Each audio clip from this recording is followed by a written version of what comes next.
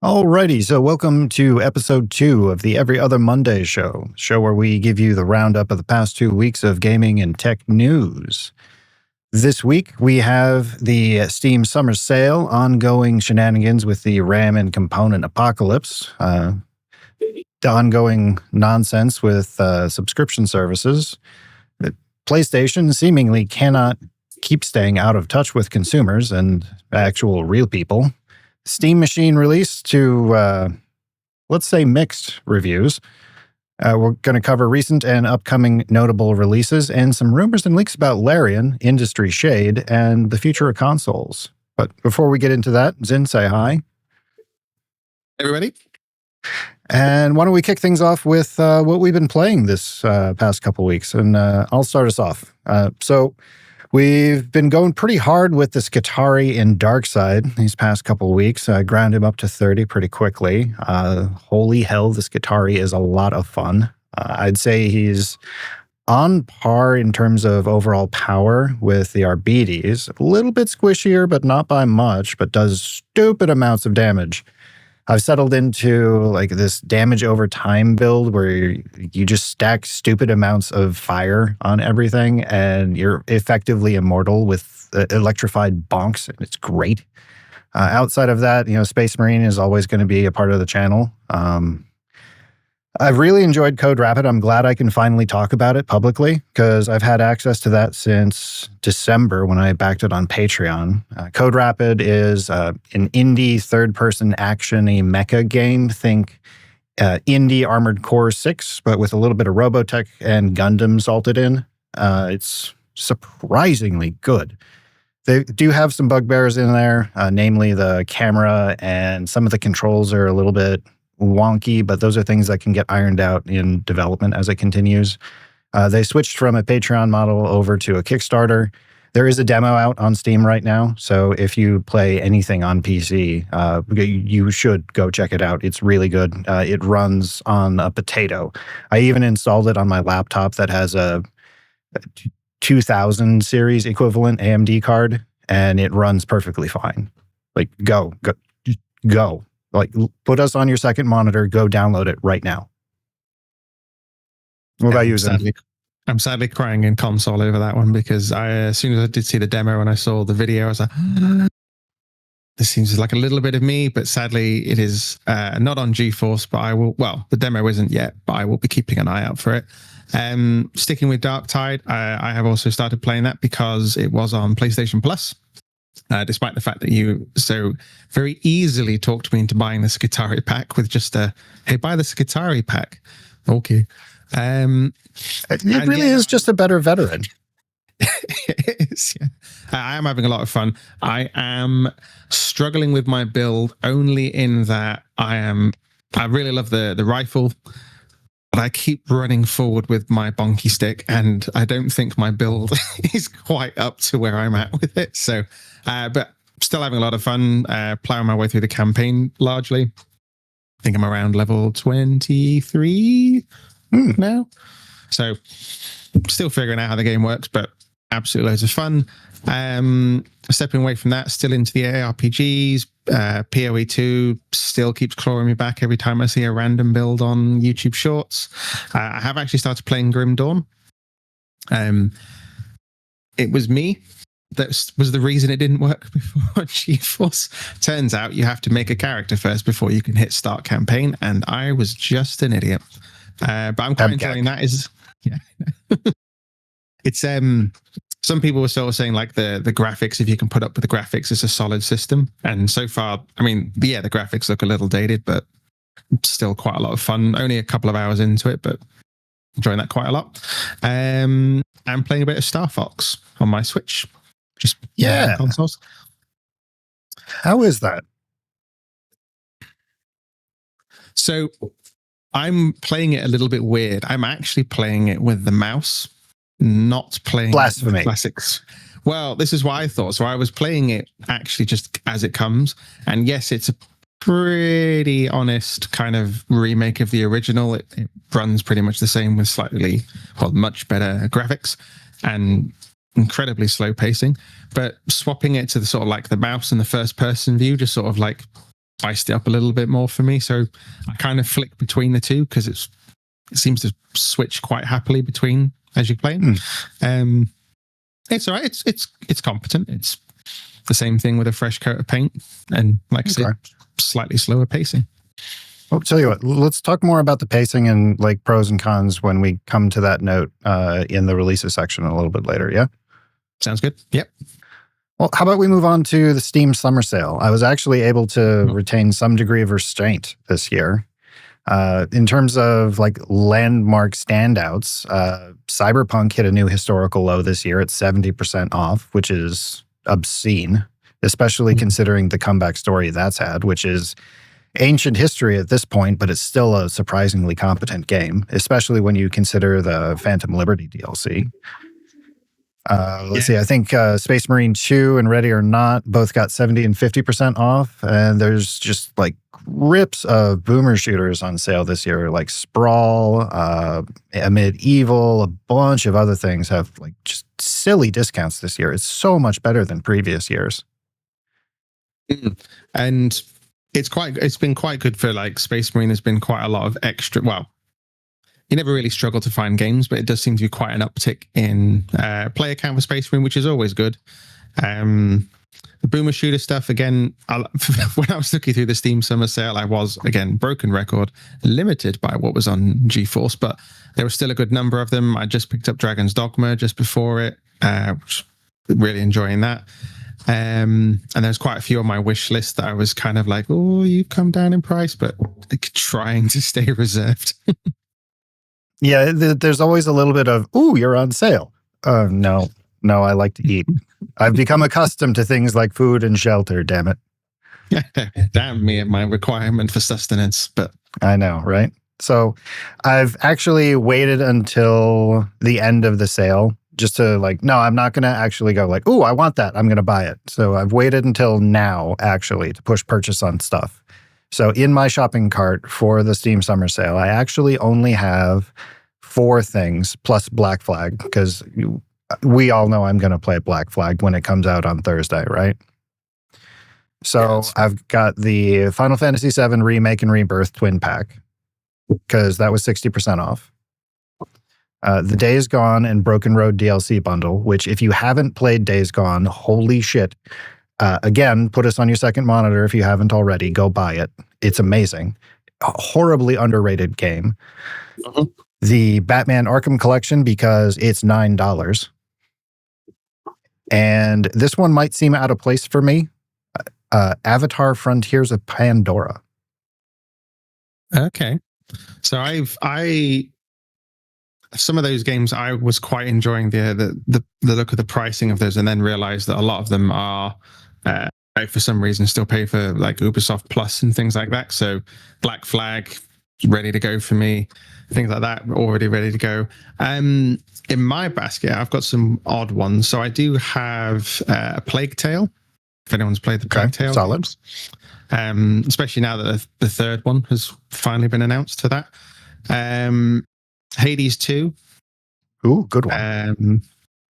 Yeah, I almost put Death Stranding 2 in there, but it wasn't really enough of a sale for me to jump on it. Still tempted by that one. The last third of that game was so weird. What, Death Stranding? Oh, yeah. Like peak Kojiming all over everything. It was so weird. It was so good, but so weird. I've seen so many sort of like YouTube shorts of just saying like, you think games are supposed to be normal, and then it just like showed some kind of massive kaiju fight in Death Stranding 2. I was just like, yep. But no, I've sort of I've held off. And Windrose, whilst again not massive sale, that is on GeForce now, so that is in my basket as well. Windrose is really good. My younger sibling and I have like 500 hours in it at this point, and it's been out for what, like 2 months?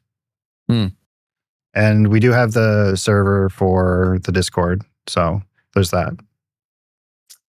Yeah, that one's higher up my list in my basket, I have to be fair, if I had to rank them.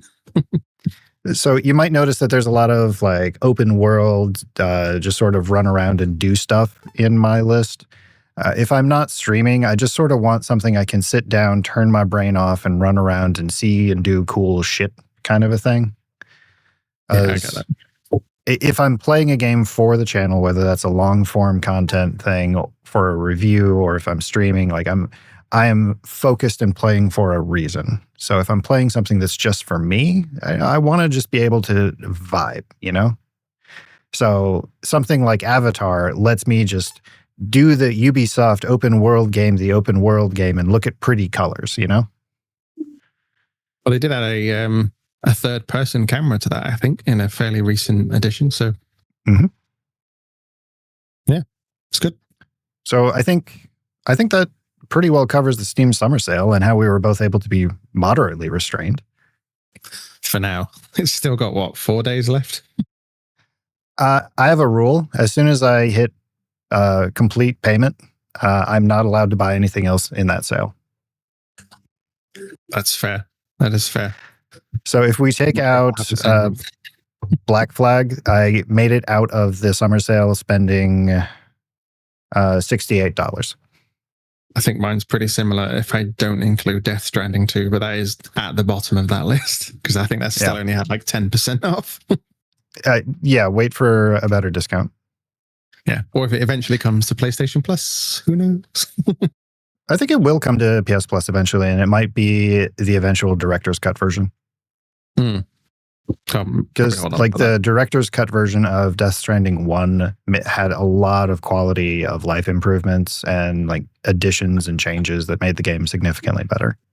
Oh yeah, zip lining with an attachment of it, with the little trolley floating behind me. I saw everyone's pain on the internet and I was like, what's everyone complaining at? And then didn't realize that was a director's cut limited thing. And I was like, I completely understand now. I will take my privilege and shut up. Forced segue on the topic of privilege. About the only people who are going to be able to build computers are the heinously wealthy at this point, because holy shit, RAM prices, if anybody's looked lately. I'm fortunate enough to live next to, well, not next to, but a half-hour drive from a micro center. And the same kit of RAM that I bought a few years ago for like $250, 64 gigs of DDR5 6000, is now $1,100. Which is obscene. I'm feeling a little better about being a GeForce subscriber than looking at the current issues around hardware at the moment, because that's crazy. I mean, the math of like what that's scaled up by. Yeah, the last thing I saw was before all of the RAM apocalypse shit started was, I think it was like 3 months back. It had gone to like 930% of the pre-RAM apocalypse pricing. And that was like 3 months ago. So add additional percentages here. I mean, the good news is GPU prices are finally stabilizing. But again, that's still at orders of magnitude higher than what they were. But outside of RAM, we're also starting to see SSD prices get stupidly expensive. So be mindful of your read and writes to NVMEs, I guess. Crazy. This is not a good time to start getting into PC building then. No. Wait out the Ponzi scheme that is the current data center bubble, I suppose, and then maybe pick up scraps. Yeah, I mean, they are starting to build more like data center AI focused hardware. Like, I think it was you was telling me that some of the new NVIDIA GPUs are sort of like AI centric data center models rather than actual graphics cards. So once that segregation starts to kick in, then maybe it will balance out a bit more. Yeah, the problem is that the RAM manufacturers like Micron, SK, Hynix, and I forget the third one, were actually prosecuted for anti-competitive behavior in the 90s. And I'm not going to say they're doing the same things now, but history may not repeat, but it sure rhymes. So, you know. I guess I'll just have to watch this space and cross fingers and make implications and observations that a reasonable person would come to without overtly making accusations. Yes. Absolutely. Yes. Fortunately, this podcast is based in the US, so we don't need to abide by UK libel laws. It's true. And I don't think I can quite claim diplomatic immunity, but I'm going to pull the card anyway. And pivoting from holy shit, this is awful for us to pointing and laughing at holy shit, this is awful for them. Amazon's really trying to make Prime Gaming a thing, despite the fact that, sure, they have 12 completely free titles on their subscribers for July this year, but I can't think of any of those on the list that I would actually want to play. In fact, I've been a Prime member for years now, just because there's a distribution center like over there. So I can order something and it'll be at my house that day. I don't think I've ever redeemed a Prime Gaming title. Have you? No. And I keep seeing on, because of my Amazon is linked to my Twitch Prime, so I can see the little dropouts. So every time there's a game here, come claim this, come claim this. And apart from, I think was it Dispatch, which again is Luna specific rather than just you get the game. I can't think of any that I've even remotely gone, oh, that could be worth playing. So, I mean, occasionally there's been useful DLC or drops for like microtransactions. Like back when I was playing a lot of World of Warships, that was useful, or when I was playing a lot of Warframe, that was useful. But for actual games, I have never redeemed an Amazon Prime game. No, I'd shudder to think how big that list is of like dust collecting titles that's in my Amazon Prime library. Yeah. I almost wonder if they use that as a way of offsetting books. Like, yeah, we'll pay the licensing fee, whatever. We don't care. It helps offset stupid profit somewhere else. Yeah, I mean, that's what they're doing. I guess that's fair. They seem to keep pushing it out every single time without really changing up their strategy for what comes out each month. So the number's got to tick somebody's box. Yeah, fair. Now, in a surprising move from normal corporate behavior, Xbox seems to have actually collected a W these past couple weeks. So there was this announcement with its standard bi-weekly leaving soon from Xbox Game Pass catalog notification, which, it happens every couple of weeks. They say, hey, this is leaving Game Pass soon. It's standard agreement. They license the game from the developer and publisher so that people can play it on Game Pass. And if you're not familiar, the way Game Pass works is they license it for a flat fee, and then they pay the publisher and developer a set rate for how many hours people play it on Game Pass for a specific duration of time. And they announced that as part of this bi-weekly announcement, there were a chunk of some pretty high-level, like AAA titles, like strong narrative things, that were going to be leaving. And holy shit, there was some backlash on Reddit and the usual places. I mean, more so than normal, because, Reddit's going to Reddit. But what was surprising... I'm sorry, go ahead. No. Sorry, I said yes on an exhale and came out way louder than I planned to. What was surprising here is that they issued a midweek update in response to all this, actively reversing that removal of those titles in a surprisingly pro-consumer move. And they renewed the licensing contracts for those games, which I'm not sure if this is tied to like some of the new leadership at Xbox as part of their trying to pivot and be more, at least outwardly appearing to be more consumer friendly, or what.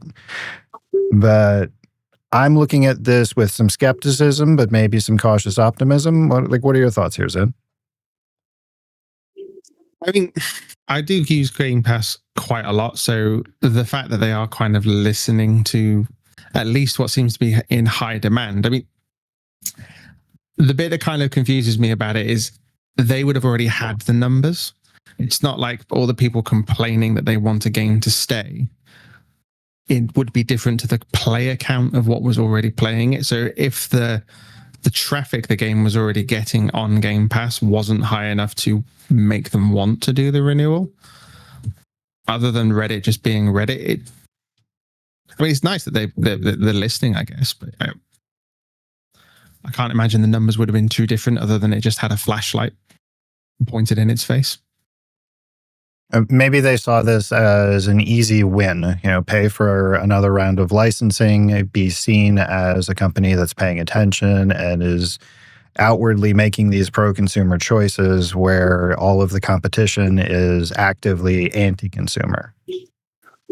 Very true, because well, we'll cover it in a short while, but as some other recent L's for other companies, it is good for Microsoft to claim some W's. So yeah, I think it's a really positive PR move for them, I think. Absolutely. I mean, I think that's an excellent pivot into the main story here. Sony, forget shooting yourself in the foot. Sony just nuked itself in the foot. Honestly, I'm kind of poleaxed at this. They announced the end of physical discs by the end of January 2028. Yeah, so the concept of a foot has just absolutely gone to Sony at this point, let alone nuking it. Like, they don't even have the platonic idea of a foot anymore. It's sure, like 90% of recent sales on the PlayStation Network have been digital, sure, but they don't break down how much of that percentage are microtransactions and DLC. So, or digital only things for live service titles, or any of those other things that are digital only. So, I'm sorry, as someone who has even a passing understanding of statistics and how to lie with numbers, I'm the Minute and Bitsa. Fuck you. You're lying to me with numbers. Yeah, the weird thing about the announcement is there's so many things they could have maybe laced it with to make it seem more positive for the people that would be receiving it, because it pretty much guarantees that the PS6 is going to be digital only. They tried to do it with the Pro, with the attachable disk drive, and they could have also said things like, oh, it might be cheaper because there's less hardware in it. The games might be cheaper because there's no physical media with it. Like all the things that you would think you would associate to being a digital first platform just wasn't even remotely part of this announcement. It was just like, eh. Yeah, and that's... we've heard this song and dance before, and games haven't gotten cheaper because we know they're beholden to shareholders because, at least in the US, companies are legally obligated to act in a fiscally beneficial sense for shareholders. So if they have the opportunity to make more profit, they are obligated legally to do so. Now, this doesn't necessarily apply to Sony because they're based in Japan, but the idea still applies. I'm not familiar with Japanese law. Maybe somebody in the comments is, they can chime in here, but I don't see games getting cheaper if you buy the digital edition. Do you?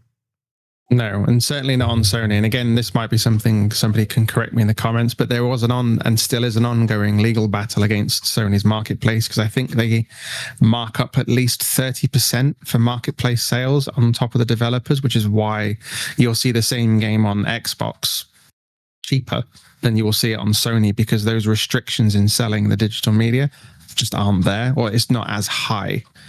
And they're getting more expensive.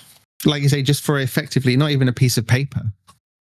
You know, realistically, at the end of the day, this is a net negative for the consumer in every way possible.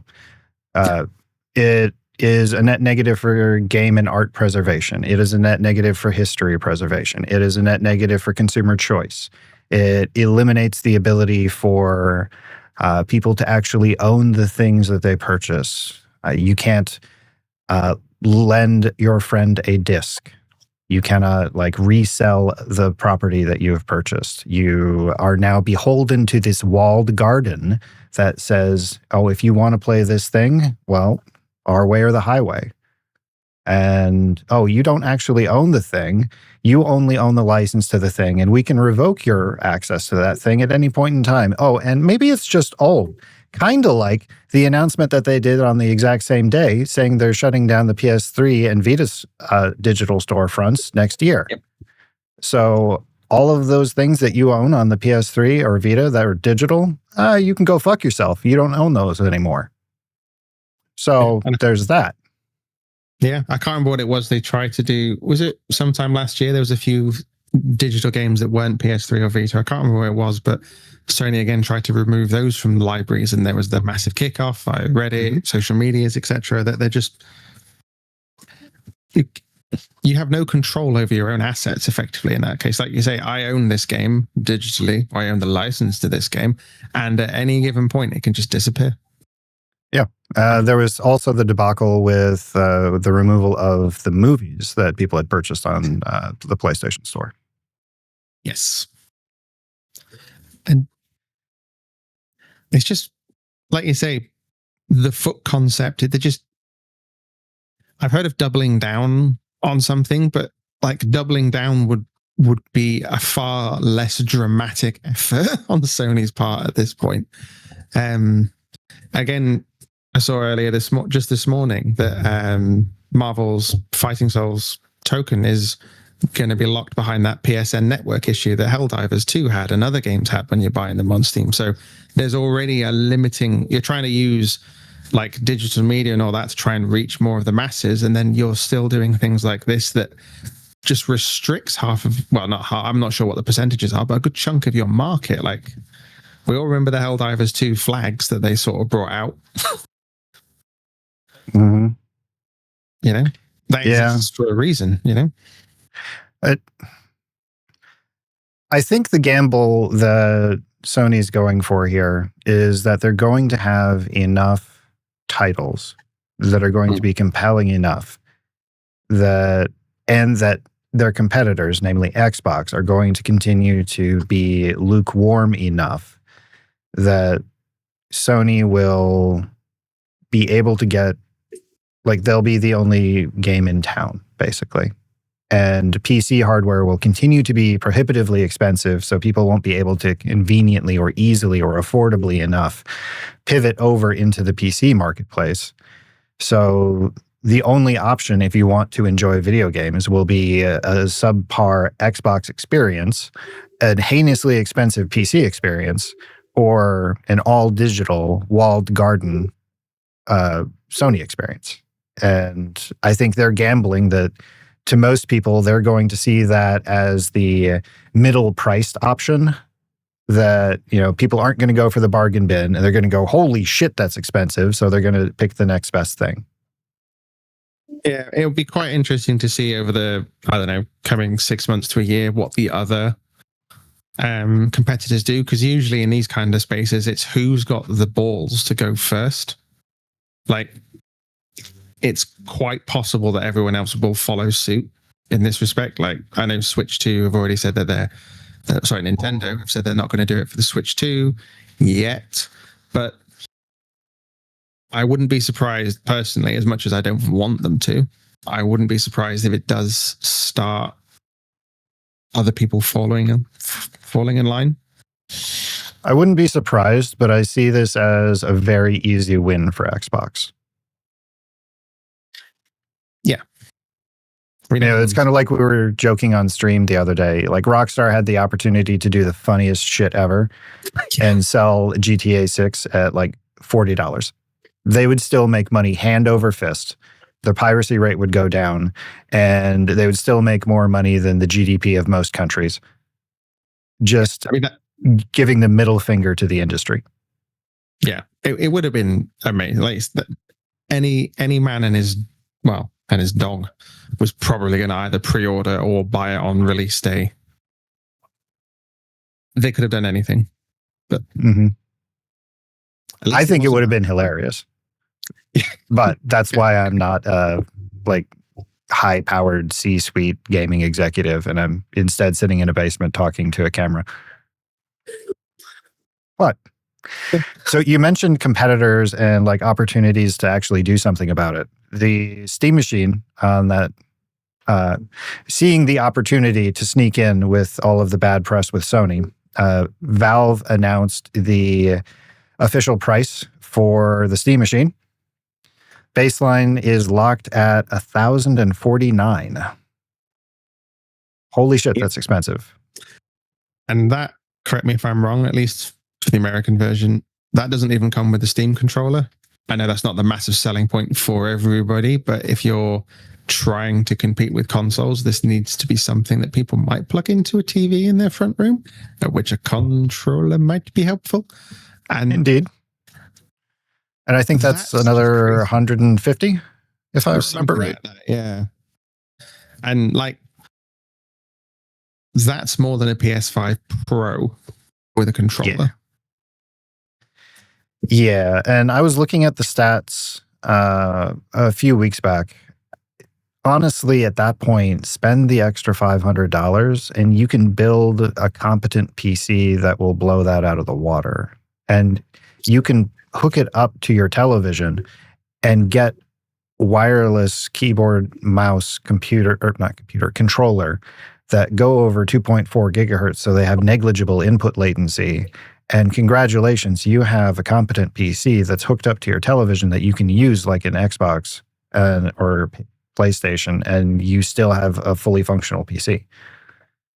So there was not long after, I think it was a couple of days after the announcement of the Steam machine, there were these, I think they were calling them Stim machines, where people were basically making their own version of it in the same kind of sized packaging, and they were far cheaper and far more powerful than the Steam machine.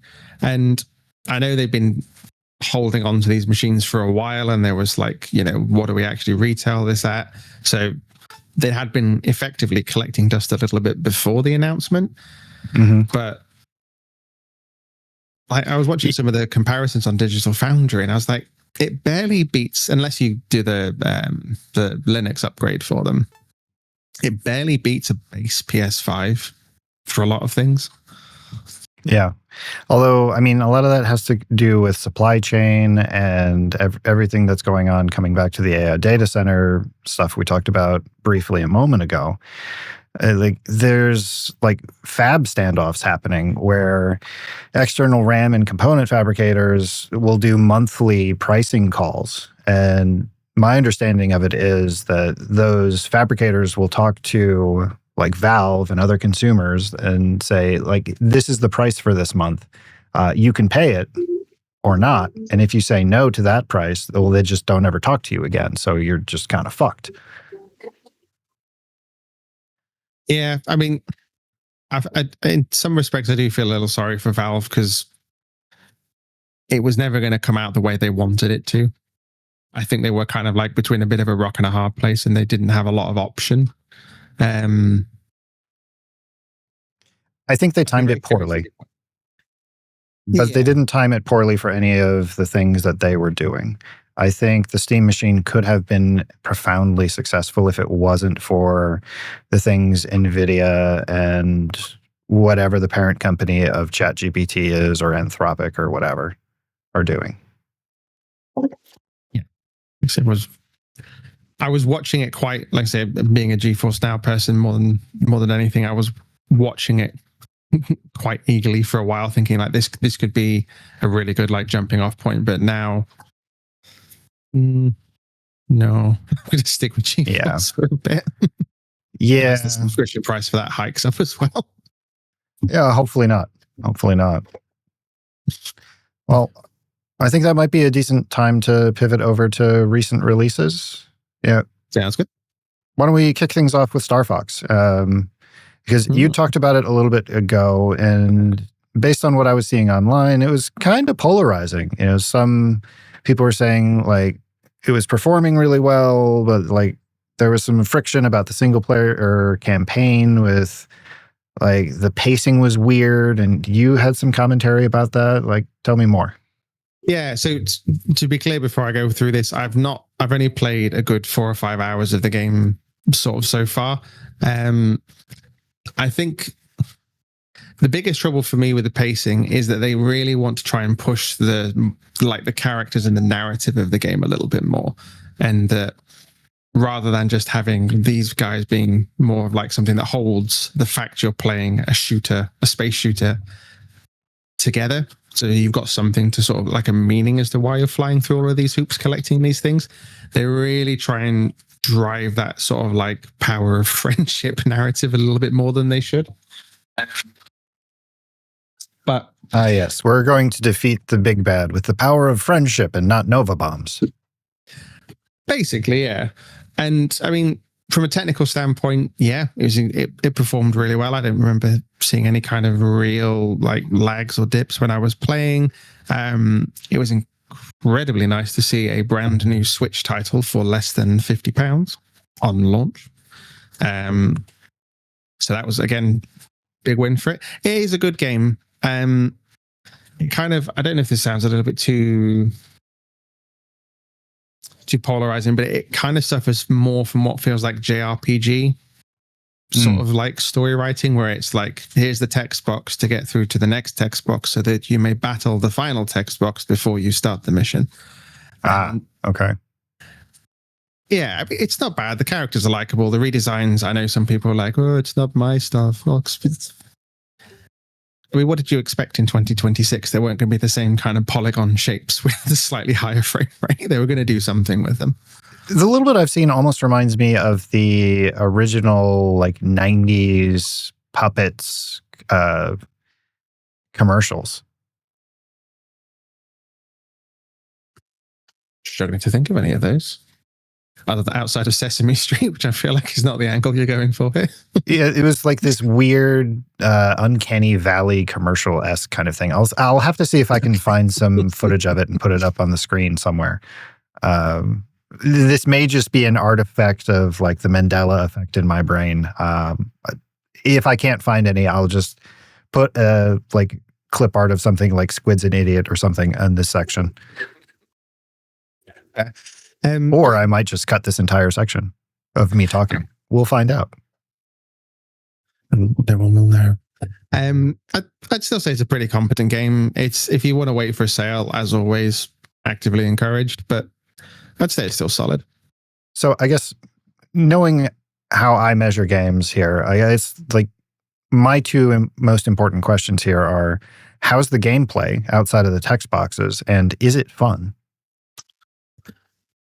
I'd say it's fun. Yeah, like I said, I've been switching a bit between first person and, yes, I know, Heresy, just to get to use the Joy-Con a little bit more as a mouse, because there's a few other upcoming titles that kind of functionality sounds interesting. So I thought I'd give it a go. It's pretty fun. It's very, very much like the old game in terms of you collecting your upgrades to change your lasers. You've got your bombs, your auto lock on. They've got some pretty cool sort of like open areas where you just your rails disappear completely, and it's a full 360 map that you're flying around. They're quite fun. So yeah, the fun is definitely there between text boxes. Absolutely. Hell yeah. So are we talking like the open air 360 arenas, kind of like Star Fox 64, like when you were battling Wolf and whatnot? Mm-hmm. Okay, cool. I'm glad they brought those back. Yeah, I mean, they introduced it to it as early as if anyone wants to get the demo, it actually shows you that as part of the tutorial. It goes through the different types of first person, third person, and the 360s. So you get a really good sense for what it's going for. I always appreciate it when a demo gives you a vertical slice of all of the systems. That's nice. Yeah, it is a very good demo. Okay, and then we also had Adventures of Elliot, the Millennium Tales on June 18th. I didn't play this one, but I know you at least played the demo. Did you wind up picking that one up, Zen? I got the demo, and I do want to pick it up, but I'm actually going to wait for it to go on sale on my Switch, because for me, just how my brain works, those kind of HD 2D games seem to run more acceptably in my head on a handheld. I had the same issues with things like Hollow Knight, the Prince of Persia roguelike. For some reason, those kind of games just sort of like gel better for me on the Switch. Mm-hmm. So I did play the demo on the Switch. I did enjoy it. English voice acting was pretty competent, but I did go back to the Japanese. Yeah, it's good fun. I will be waiting for a sale for it to pick up, but based on what I was seeing, it seemed like it was pretty widely reviewed well. More like consumer reviews versus journalist reviews. Note that turning on like a legacy encounter minor system mode is mandatory to balance the progression curve out, because it's evidently on par with Eve's learning curve, which is more of a cliff. So might be worth noting if you pick it up. I know, that's just, I do like to grind my face against the wall for games, so I don't know. Might just have to suffer through it. I can appreciate a grind. I have an unhealthy amount of time in EVE Online, but I want to know what I'm getting into, you know? And if I'm going to be playing a game like that, that's not why I'm playing a game like that. No, and to be fair, the fact that they include a system like that just for more casual players, you know, they know what they're about, and here's a way for you to still enjoy the game. So, you know, respect for that. And coming up for the rest of July, we have Doom: The Dark Ages is getting its Revelations DLC on July 7th. The DLC for this is purportedly going to be focusing much more on fast-paced movement, coming back from feedback that it was so much slower than Doom Eternal. Evidently, we're going to be trading our buzzsaw shield for a sonic spear of sorts. We don't know too much about it other than that. It's purportedly between 10 and 15 hours of additional content, with about half of that being endgame content. So those of you who are looking for that micro-heavy experience that Doom Eternal gave you, you probably eat pretty well here. I likely won't be covering it on the channel just because of how close it's releasing to Black Flag, because I don't think I can burn through 15 hours worth of content in a day and a half. You never know, though. We might. We'll see. We never know what Insomnia Squid will strike next week. Yeah, hopefully Insomnia Squid doesn't strike before Black Flag, because I need to be well rested for that. That's fair. A friend of mine at work did actually book a day off for DDA, and then came to the sad realization that the time lock in the UK means it actually comes out when the working day is finished. So it's an entirely wasted day off. No, he just can try to sleep during the day and then just no life it as soon as it releases. I mean, yeah, it's a perfectly valid option. I'd be interested to see what Revelations does. I didn't mind Dark Ages. The movement wasn't my issue with it. It was more the immersion breaking for looking for secrets after you'd finished doing all of the killing. But I don't think I'm going to day one it, but I definitely will pick it up. If it's on Game Pass, I'll play it. Or if it's like 10 or 15 bucks, I might pick it up. We'll see. I think it was priced at £20. I'm assuming similar for you guys. We'll see. I don't know. I'm not stoked about it, but it seems like a B movie kind of thing. You know, it's like if you go to see Transformers in theaters, you don't expect Shakespeare. You expect explosions and lens flare. Yep. And barely seeing what's on the camera. So I think the big one this month for me is Assassin's Creed Black Flag Resynced on July 9th. It's Black Flag. Everything we've seen so far about it has been good. I've already called it out in a recent video of things that are coming out this month. I think it's safe to say I'm excited about it.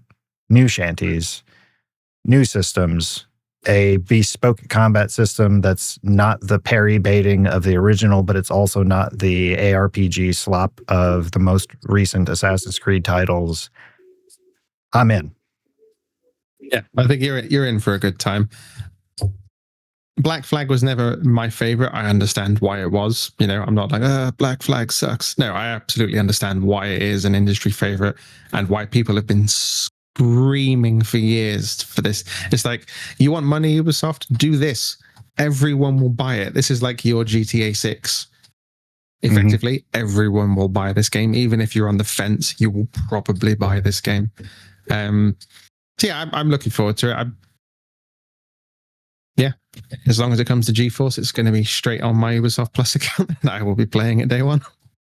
Yeah, also a little bit of squid lore here. I learned to walk on a boat before I learned to walk on land, and Baby Squid very much wanted to be a pirate. So, like, I'm going to no life this. Wait, does this mean we're going to get a themed stream? Oh, I'm wearing my pirate hat for this. Amazing. Yes, I have a pirate hat, of course. I mean, who doesn't? I know, right? And then later in the month, we have a new expansion for Grim Dawn, which is heinously old at this point. The Fangs of Astrakarn, which adds new zones, new stuff, new enemies, new systems, all of your standard ARPG goodness. And that's going to be reasonably priced at $19 US. So I'm thinking it's time to get the treadmill game back out. I mean, I don't know if I'll have finished the whole game and all of its DLC by the 23rd, but I'm definitely enjoying the short stint I've had in it so far. And I will almost definitely be picking this up just based on those few hours alone. So very much looking forward to that. I know I've really enjoyed my time with the first 2 DLCs. The third one, not so much, but it was mostly end game, like hyper crunchy, competing with Path of Exile, really, DLC. And that's really not my jam. But the first 2 were great. They added hundreds of hours of replayability for me. And it looks like this one is going back to that. So I am absolutely going to be picking this up. I'm not sure if it's going to make it to streams or not. But we'll definitely be covering it. It's going to be good. And then there was another one. Oh, where was it? It's on my wish list. Let me find it. We'll do it live. That I don't remember who sent it to me, but a viewer told me about it. It's a Souls-like action-y thing. It's not quite a Souls-like. It's not quite an action game. It's The Relic, the First Guardian. Releases July 31st.